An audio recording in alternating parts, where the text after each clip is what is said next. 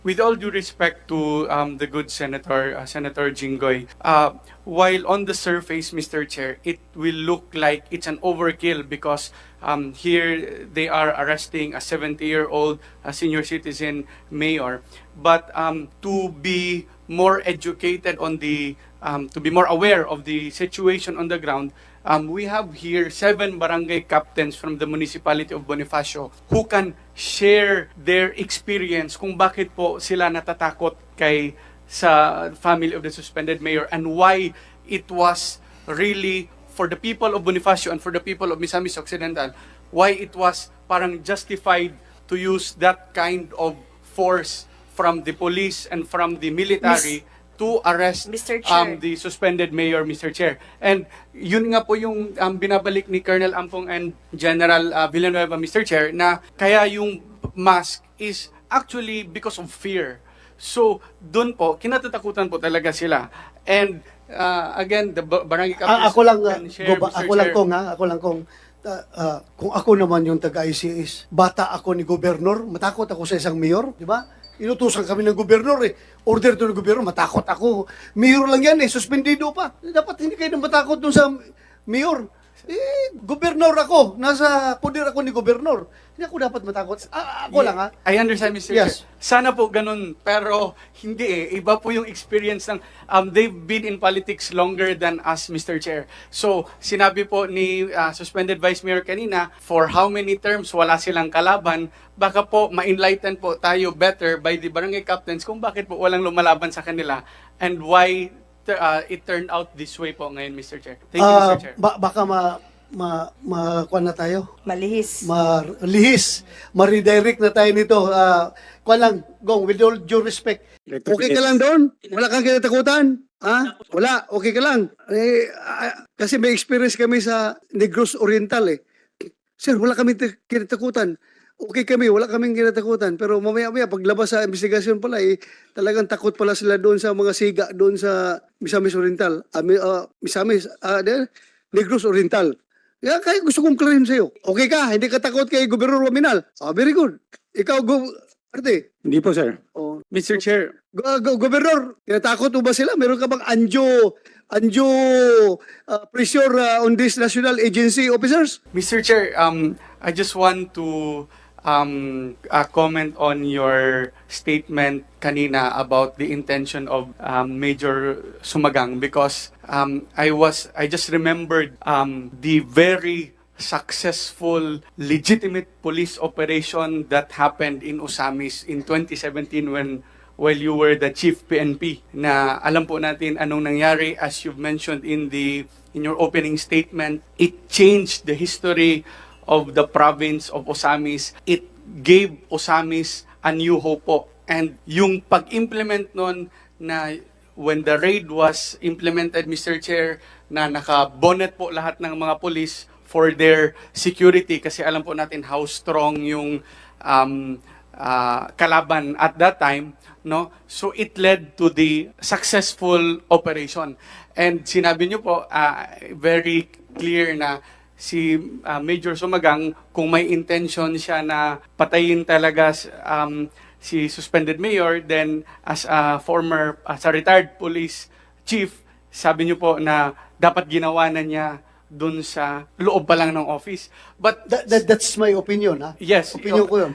I kung believe, Mr. kung gusto Chair, kong patayin yung dapat tao, ginawa na talaga sa loob doon ng... pagpasok. And I share the same sentiment Lumaban. with you, Mr. Chair. Pero for the record po, siguro can we ask, Mr. Chair, Major Sumagang, if he really has the intentions of killing suspended Mayor Samson Dumanjug? Mr. Kasi hindi Chair. naman niya dinitinay, hindi rin niya, Mr. Chair.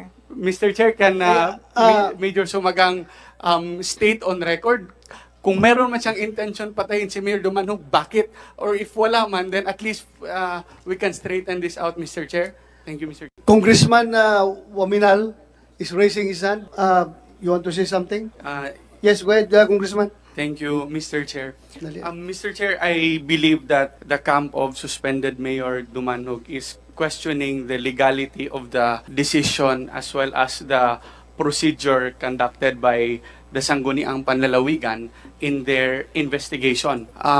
I also believe, Mr. Chair, that the issue at hand here is the alleged inhumane and violent acts perpetrated by the PNP. Now, I would just like to clear it with the DILG, Mr. Chair. Kasi kanina pa po yung I've also observed your observation na they're trying to play it safe. If I could ask the DILG, the representatives of the DILG, Mr. Chair, what do you understand by the basic principle of the presumption of regularity? Yeah, you have the floor. Congressman, presumption of regularity is basically all acts of valid government officials shall be deemed valid without any proper competent court saying that it is invalid. So, as per records, on June 7, the regional director issued a memorandum recognizing acting Mayor Ricky Bolahan as the mayor of Bonifacio, the municipality of Bonifacio. I just would like to remind my colleague that you can address your question Yes, to Mr. me. Chair. Then I will. I'm sorry. Question, Mr. Chair. Yes. For a while. Is Congressman Ando Oaminal part of, is a resource person of this Senate hearing? No, he was not invited by this committee, but for inter-parliamentary courtesy, he was raising his hand, so pinagbigyan ko lang, ha? I would like to manifest also, Mr. Chair, wala akong problema kung magsalita siya, but I would like to manifest that it's very obvious that because he is the son of the governor, so we cannot get impartiality out of his comment. Yeah, the committee is noting your observation. Thank you, Mr. Chair. Duly noted. But patapusin natin.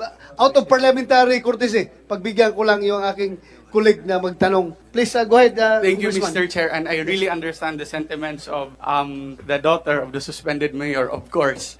But Mr. Chair, going back, He is the daughter of Mayor Dumanjug. And you are I am the son of Congressman, Governor Oaminal. yes, Mr. Chair. So, But I 1:1 lang ito. 1:1. But But anyway, I am a resource person. he is not invited as a resource person, but he is a congressman of the Republic of the Philippines na pumunta dito sa hearing ko, kaya out of inter-parliamentary courtesy, pagbigyan lang natin. Sandali lang. Anyway, I don't want to limit your questioning, but please, alam mo na. Yes, Para Mr. hindi Chair, tayo I ma-misinterpret. Please, I completely understand, Mr. Make it Chair. brief. Make it brief, Kong. Thank So, you. Mr. Chair, I would like to clarify with the DILG, considering that the regional director issued a memorandum recognizing the acting mayor, the presumption of regularity was observed or was applied in this memorandum, Mr. Chair. Yes, you may answer, Yes, precisely, Mr. JLG. Chair. Yeah.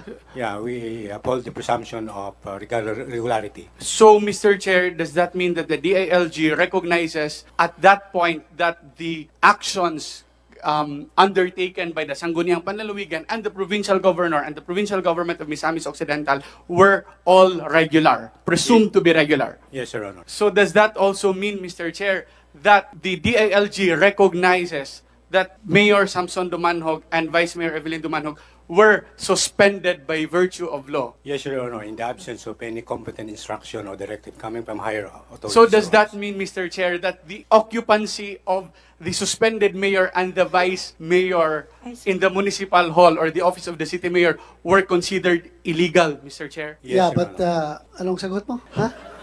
Come again, when I have the question, sir. Yeah, but I don't want this committee to be misconstrued. Your Honor, I would like to ask to be taken over by by Congressman Oaminal, ha? Yeah. Pero out of courtesy, sige, please. Yes, Your Honor, I would like to Okay na yun, ask last the na yun. question. Kong? Yes. So, Mr. Chair, I would like to amplify the answer of the regional director of the DILG. So the Director Suico is saying that indeed the acts committed by the suspended mayor and the suspended vice mayor and their entire family were against the law and indeed illegal. Am I right, Mr. Chair? Excuse me, Yeah. Mr. Chair. Yeah, pasagutin mo natin si Yusek. As of the time of Congressman's during Congressman's timeline, yes. But of course, if there are other actions or any other facts that would eventually change the circumstances, of course, the department's opinion will change. But as of now, Mr. Chair, is it still presumed to be regular, the suspension order and the illegality of the occupancy your last during that time, question Mr. Chair? Okay.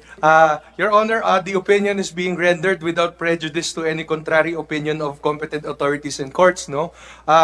As of this moment, sir, if there are no other higher authority or no order of court saying that the acts of the lalawigan is illegal or not according to law, by operation of law, it is regular, Your Honor. Okay, thank you. Kong, So- okay na? Okay, patapusin mo natin si... Can I just insert one? Yeah.